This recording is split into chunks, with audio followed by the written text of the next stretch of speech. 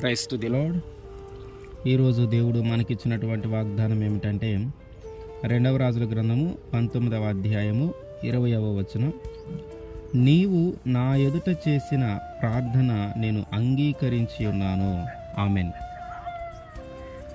దేవుని ఎదుట మనము చేసిన ప్రార్థన ఆయన విని ఉన్నాడు. దేవుని ఎదుట మనము చేసిన విన్నపములను ఆయన ఆలకించి ఉన్నాడు.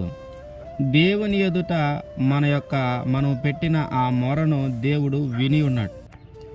ఎన్నో రోజులు బట్టి సందేహంగా ఉన్న మనకు ఆ సందేహము తొలగిపోయేలాగున దేవుడు మాట్లాడుతున్నటువంటి మాట ఏమిటంటే, నేను నీ ప్రార్థన ఆలకించి ఉన్నాను అని. అయితే మనం గమనించాల్సిన విషయం ఏంటంటే, మనము చేసే ప్రార్థన ఆయన అంగీకారమైనదిగా ఉండాలి. అంటే మనము పాపము చేయటానికి కానీ, ఒకరిని మోసం చేయటానికి కానీ, ఒకరిని అన్యాయం చేయటానికి కానీ మనము ప్రార్థించకూడదు. మనము చేసే ప్రార్థన దేవుడు వినినప్పుడు అది ఆయనకి ఆమోదయోగ్యంగా ఉండాలి, అది ఆయనకి ఇష్టమైనదిగా ఉండాలి.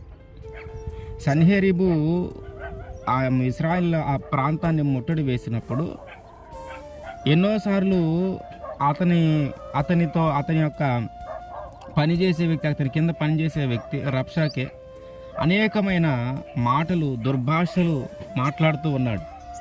దేవుణ్ణి కూడా తక్కువ చేసి మాట్లాడుతూ ఉన్నాడు. ఎంతోమంది దేవతలు, దేవుళ్ళు వారి ప్రజలను కాపాడలేకపోయినాయి, వారి రాజ్యాలను కాపాడలేకపోయినాయి. మీ దేవుడు కూడా అట్లానే కదా.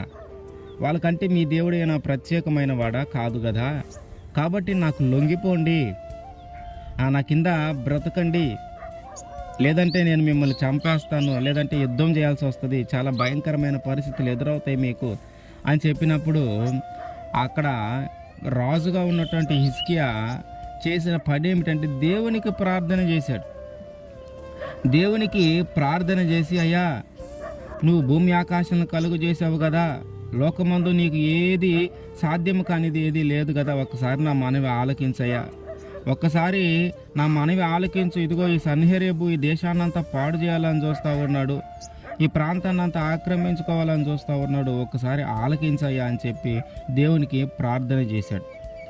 ఈ హిజ్కియా, రాజు అయినటువంటి హిజ్కియా చేసిన ఈ ప్రార్థన దేవుడికి ఆమోదయోగ్యంగా ఉంది. కాపాడండి అంటే ఆ రాజుని ఏదో గొప్ప చేసుకున్నట్టుగా ఆయన ప్రార్థన చేయలేదు, కానీ నీవే దేవుడవు, సమస్తమును కలుగు చేసింది నీవే, నీ మీద ఆధారపడి మేము బ్రతుకుతూ ఉన్నాం, ఒక్కసారి మా వైపు చూడయ్యా, ఒక్కసారి మమ్మల్ని గమనించయ్యా, మమ్మల్ని కాపాడాయని ఎక్కడా కూడా తనను హెచ్చించుకున్నట్టుగా, రాజు తనను తాను హెచ్చించుకున్నట్టుగా గర్వంగా మాట్లాడింది లేదు.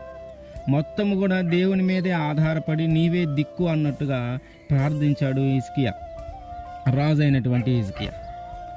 కనుక ఆ ప్రార్థన దేవుడికి ఆమోదయోగ్యంగా ఉంది కనుక ఆ ప్రార్థనను దేవుడు అంగీకరించాడు. అట్లాగే మన జీవితంలో కూడా మనం చేసే ప్రార్థన దేవుడికి ఆమోదయోగ్యంగా ఉండాలి, దేవుడు అంగీకరించేదిగా ఉండాలి.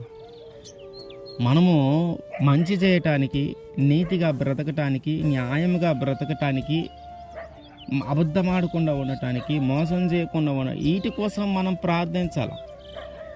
మన జీవితాన్ని అభివృద్ధి చేసుకోవటానికి, సాధించాల్సిన లక్ష్యాలను సాధించటం కొరకు, మన గమ్యాన్ని చేరటం కొరకు దీనికోసం ప్రార్థించాలి. కానీ ఒకరిని మోసం చేయటానికి కానీ, ఒకరికి అన్యాయం చేయటానికి కానీ, పాపము చేయటానికి కానీ మనము ప్రార్థించకూడదు. ఆ ప్రార్థన దేవుడికి ఆమోదయోగ్యమైనది కాదు, ఆ ప్రార్థన దేవుడు అంగీకరించేది కాదు. కనుక మన మనవులు ఆయన వినాలంటే, మన ప్రార్థన ఆయన వినాలంటే మనం చేసే ప్రార్థన దేవునికి ఆమోదయోగ్యమైనదిగా ఉండాలి. అప్పుడే ఆయన మన ప్రార్థన ఆలకిస్తాడు. హిజ్కియా ప్రార్థించాడు, ఆయన ప్రార్థన దేవుడికి ఆమోదయోగ్యంగా ఉంది, దేవుడు దాన్ని అంగీకరించాడు. అట్లాగే మనము ప్రార్థిద్దాం, మన ప్రార్థన దేవుడికి ఆమోదయోగ్యంగా ఉండాలి. ఎప్పుడైతే ఆమోదయోగ్యమైన ప్రార్థన చేస్తామో అప్పుడు దేవుడు మన ప్రార్థనను కూడా ఆలకించి ఎన్నో రోజులుగా ఎదురు చూస్తున్నటువంటి ఆ కార్యములను మన జీవితంలో జరిగిస్తాడు. ఆమేన్.